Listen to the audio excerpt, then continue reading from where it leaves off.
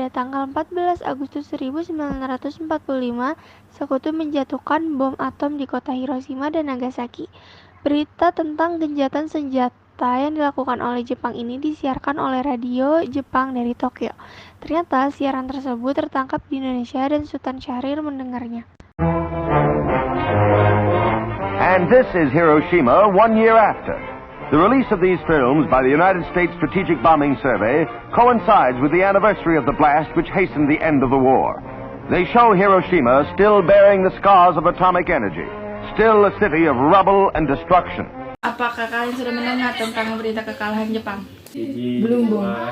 Benarkah itu? Apa yang terjadi dengan Jepang? Yang kudengar, Sekutu telah menjatuhkan bom di kota Hiroshima dan Nagasaki. Oleh karena itulah Jepang melakukan genjatan senjata. Kalau begitu, berarti kita harus segera memproklamirkan kemerdekaan. Benar itu. Jepang sudah tidak ada wewenang di negeri kita ini. Kita harus memanfaatkan momen ini. Setelah mendengar berita kekalahan Jepang, Hairul Saleh segera merencanakan pertemuan dengan anggota golongan muda lainnya untuk membicarakan masalah proklamasi kemerdekaan. Pertemuan ini dilangsungkan di Jalan Pegangsaan Timur nomor 17, Jakarta pukul 8 malam. Teman-teman sekalian, sudahlah kalian mendengar berita tentang kekalahan Jepang? Belum kawan, dimana kau tahu tentang itu? Barusan saya dan Sukarni berkumpul dengan Syahrir. Dia mendengar siaran radio Jepang yang mengumpulkan berita tentang genjatan senjata itu. Berarti negeri kita sekarang dalam kondisi vacuum of power. Benar, demikian saya mengumpulkan kalian di sini untuk membicarakan masalah itu. Kita harus memanfaatkan situasi ini untuk memproklamirkan kemerdekaan. Tepat sekali, kalau begitu kita harus membagi tugas. Rikana dan Carol, kalian harus pergi ke kediaman Soekarno untuk menyampaikan kabar ini. Saya dan Bunda Ruis akan memerintah anggota lain untuk merebut kekuasaan Jepang. Assalamualaikum. Maaf Bu, apakah Bung Karnonya ada? Kami ingin bertemu. Ya, Kang Mas ada di dalam. Memangnya ada apa ya? Begini Bu, ada hal penting yang harus kami bicarakan dengannya. Ya sudah, silakan masuk. Kita harus memproklamirkan kemerdekaan sekarang, Bu. Ini batang leherku, seret aku ke pojok itu sekarang dan potong leherku malam ini juga. Kamu tidak perlu menunggu esok hari. Tapi ini saat yang tepat, Bung. Jepang sudah kalah oleh Sekutu dan tak ada lagi kuasa di negeri ini. Mengapa harus menunggu? Rakyat sudah banyak menderita akibat penjajahan ini. Jepang adalah masa yang silam. Belum lagi kita harus menghadapi Belanda yang hendak berkuasa kembali di negeri ini. Jika saudara tidak setuju dengan apa yang saya katakan dan mengira diri saudara telah sanggup menopang kekuatan dengan diri sendiri, mengapa saudara datang kepada Soekarno dan meminta untuk memproklamirkan kemerdekaan? Apakah kita harus menunggu janji Jepang untuk memerdekakan bangsa ini? Kita bisa, Bung. Kita harus bangkit dan memproklamirkan kemerdekaan sendiri. Mengapa harus menunggu janji manis itu? Jepang sendiri bahkan telah kalah dalam perang sucinya. Kekuatan segelintir ini takkan mampu mengalahkan armada perang milik Jepang. Coba kau perlihatkan padaku mana bukti kekuatan yang diperhitungkan itu. Apakah tindakanmu untuk menyelamatkan wanita dan anak-anak jika ternyata terjadi? Bayangkan bagaimana kita akan tegak di atas kekuatan itu sendiri. Tapi semakin cepat kita memproklamasikan kemerdekaan, semakin cepat pula kita mengakhiri penderitaan rakyat yang selama ini ditanggung. Ini yang sudah ditunggu-tunggu bangsa kita, Bung. Baiklah, tapi berikan kami waktu untuk berunding sebentar. Kemudian, para anggota golongan tua yang berada di kediaman Soekarno langsung membicarakan permasalahan tersebut. Bagaimana ini? Para pemuda menuntut untuk segera memproklamasikan kemerdekaan. Tapi kita tidak boleh gegabah, Bung. Kita butuh waktu untuk mempersiapkan semuanya dengan matang agar tidak terjadi sesuatu yang tidak diinginkan.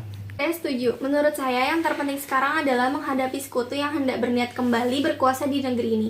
Selain itu, masalah kemerdekaan sebaiknya dibicarakan lagi dalam sidang PPKI 18 Agustus mendatang. Lalu bagaimana dengan pendapat golongan muda? Apa kita abaikan saja? Ya, lagi pula mereka masih muda, pemikiran mereka terlalu pendek. Kita harus melihat ke depan, mempersiapkannya dengan matang. Kalau tidak, bagaimana nanti jika semuanya berantakan? Baiklah, Bung, berarti kita semua sudah sepakat. Dengan berat hati mendengar keputusan tersebut, para pemuda pun meninggalkan kediaman Soekarno, tetapi mereka tidak putus asa. Mereka pun menyusun strategi bagaimana membujuk Soekarno dan Mohatta untuk memproklamasikan kemerdekaan segera mungkin. Akhirnya mereka memutuskan untuk mengasingkan kedua tokoh itu ke Rengas Dengklok agar terhindar dari desakan pemuda dan pengaruh Jepang di Jakarta. Assalamualaikum. Waalaikumsalam. Ada apa ya saudara datang pagi-pagi sekali? Kami bermaksud membawa Anda dan Soekarno untuk ikut kami menuju tempat pengasingan. Tempat pengasingan apa maksud Anda? Ya, kami akan membawa kalian untuk diasingkan agar terhindar dari ancaman bentrok antara rakyat dan Jepang. Baiklah, kami akan ikut. Sebaiknya Ibu Fatmawati dan anak Anda turut serta Bung untuk menjamin keselamatan mereka. Baiklah, saya akan mengajak mereka. Hilangnya Soekarno dan Mohatta secara misterius pagi itu menimbulkan kepanikan di kalangan para pemimpin di Jakarta. Peristiwa ini baru diketahui oleh Ahmad Subarjo pukul 8 pagi. Apakah saudara tahu keberadaan Soekarno dan Mohatta? Maaf, saya tidak tahu, Bung. Katakan kepadaku di mana mereka sekarang.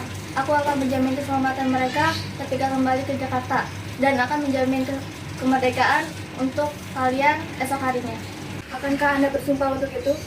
Kau bisa percaya kepadaku, nak? Baiklah, kami akan menunjukkan tempatnya di Rengas Dengklok. Hei, nak! Antarkan kami ke Rengas Dengklok. Maafkan saya. Baiklah kalau begitu. Jelaskan, sekarang mengapa saudara sekalian membawa kami ke sini? Maafkan pelancangan kami, Bung. Ini demi keselamatan Anda. Kami ingin membicarakan tentang proklamasi kembali.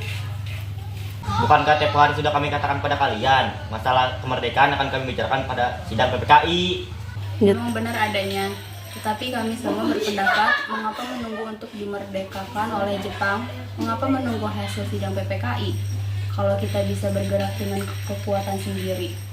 PPKI itu bentukan Jepang, Bung. Kami ingin memproklamasikan kemerdekaan tanpa campur tangan dari Jepang. Pendapat itu benar, namun kita masih terlalu dini untuk memproklamasikan kemerdekaan. Selain itu, kita belum siap dan masih membutuhkan bantuan dari Jepang untuk merdeka. Bagaimana bila perkataan Jepang terhadap kemerdekaan bangsa kita hanya janji manis belaka? Apa yang Anda akan lakukan? Tenang saudara sekalian, mari bicarakan semuanya dengan kepala dingin, tidak perlu ada ketegangan, oke? Saya mengerti perhitungan Anda berdua mengenai masalah proklamasi ini. Kita memang belum mempertimbangkan semuanya dengan matang. Tapi saya percaya kita dapat bangkit dan memanfaatkan situasi ini. Kesempatan tidak akan datang dua kali, Bung. Apa yang mereka katakan benar adanya dan saya mendukung mereka. Tetapi apakah kita bisa? Apakah itu bisa dilakukan? Tentu mungkin, Bung, asal kita berusaha tentu akan kita temukan jalan keluarnya. Lagi pula para pemuda di Jakarta sedang menyusun strategi pertahanan untuk mencegah serangan dari Jepang ataupun sekutu yang tidak terima proklamasi bangsa kita. Wah, kalian baik-baik saja. Jadi bagaimana keputusannya? Kami setuju kemerdekaan akan dilaksanakan tanpa campur tangan Jepang. Kapan kita akan melaksanakannya? Menurut saya bagaimana jika besok para pemuda di Jakarta sudah bersiap? Jika mungkin, ya, kita akan melakukannya esok pagi. Bagaimana kita akan membicarakan naskah proklamasi untuk mendeklarasikan kemerdekaan kita? Kita butuh tempat untuk membahasnya, Bung, tapi hari sudah malam dan pihak Jepang tak mungkin mengizinkan kita untuk melakukannya sekarang. Apalagi jika mereka tahu bahwa kita hendak membicarakan rencana proklamasi. Saya punya ide. Kita akan meminjam rumah perwira Jepang, Laksamana Maeda.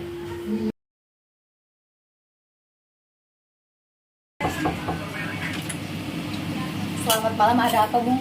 Maaf, kami mengganggu Anda malam-malam begini. Kami perlu tempat untuk membicarakan rencana kemerdekaan yang akan dilangsungkan esok hari. Benarkah itu? Kalau begitu silakan masuk. Saya turut gembira mendengar kabar ini. Silakan gunakan ruangan yang kalian butuhkan. Saya akan pergi beristirahat dulu. Terima kasih, Pak Perwira. Pada tanggal 17 Agustus 1945 pukul 4, dibacakanlah rumusan naskah proklamasi untuk yang pertama kalinya di depan para hadirin yang berada di rumah Maeda yang langsung disetujui.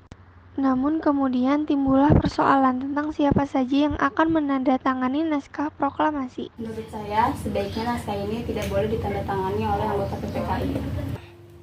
Memang kenapa? Lantas siapa yang akan menandatanganinya? PPKI kan lembaga bentukan Jepang. Kita sudah sepakat tadi untuk melakukan proklamasi tanpa campur tangan Jepang. Oh benar nak, bagaimana ini Bung? Adakah dari kalian yang punya pendapat untuk menyelesaikan masalah ini? Bagaimana jika naskah ini ditandatangani oleh hadirin yang datang saat ini? Seperti Amerika ketika menandatangani teks deklarasinya. Jangan, kita tidak boleh meniru. Kita harus berbeda dari bangsa lain.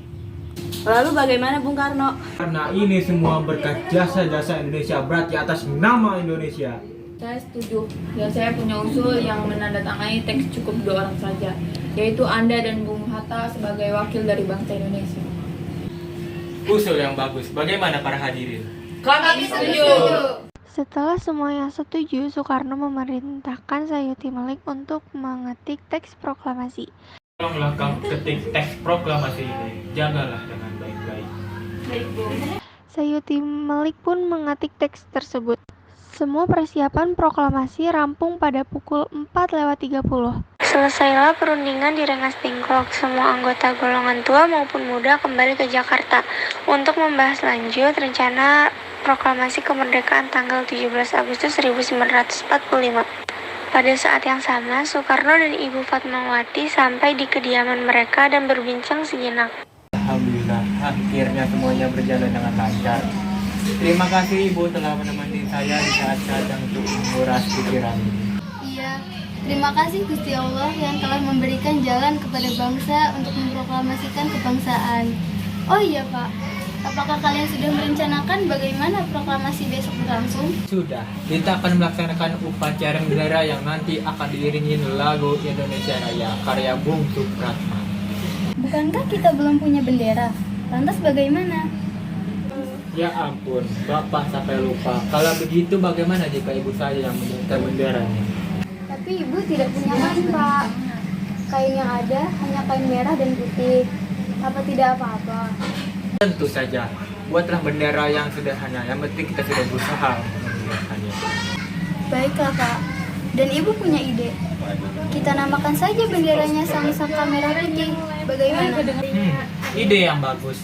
Ya, bendera pusaka Sang Saka dan warna merah putih menjadi Sang Saka Merah Putih. Brilian.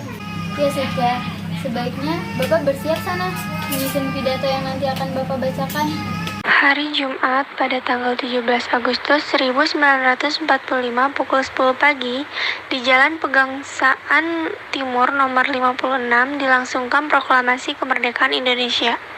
Sesaat sebelum upacara dimulai. Trimurti, tolong Anda kibarkan bendera merah putih ini sebagai tanda kejayaan bangsa ini. Siap Bung, saya akan menyuruh anak didik saya untuk mengibarkannya. Hei kalian, sebaik-baik bendera ini. Kalian mendapatkan kehormatan untuk mengibarkan bendera ini untuk pertama kalinya dalam sejarah Indonesia. Siap Komandan, kami tak akan mengecewakan Anda. Tiba saatnya upacara proklamasi kemerdekaan Indonesia. Saudara-saudara sekalian, saya telah minta saudara hadir di sini untuk menyaksikan peristiwa maha penting dalam sejarah bangsa kita. Berpuluh-puluh tahun kita gelombang aksi kita tidak putus dalam perjuangan untuk kemerdekaan negeri ini. Kita jatuh, bangun, menyusun kekuatan untuk menggapai cita-cita Indonesia bebas dari penjajahan bangsa lain. Semalam kami para pemuka-pemuka rakyat Indonesia dari berbagai penjuru bergabung untuk musyawarahkan itu. Saya berkata, inilah saatnya bagi kita untuk mengorbankan api revolusi kemerdekaan Indonesia. Saudara sekalian, dengan ini kami menyatakan kebulatan tekad itu. Dengarkanlah proklamasi kami. Proklamasi kami, bangsa Indonesia, dengan ini menyatakan kemerdekaan bangsa Indonesia. Hal-hal yang mengenai pemindahan kekuasaan dan lain-lain diselenggarakan dengan cara seksama dan dalam tempo yang sesingkat-singkatnya. Jakarta, hari 17 bulan 8 tahun 45, atas nama bangsa Indonesia, Soekarno Hatta.